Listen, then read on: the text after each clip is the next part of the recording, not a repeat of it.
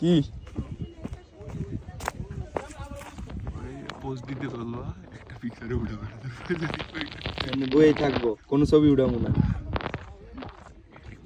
পিকচারে উঠাবো ও বাজে এই পাশে ও হচ্ছে এইভাবে। আচ্ছা ঠিক আছে। আরে রে কোনটার মধ্যে বইবা? ওই যে কি বুঝ জ্বালাইছে, বুঝ জ্বালাইছে।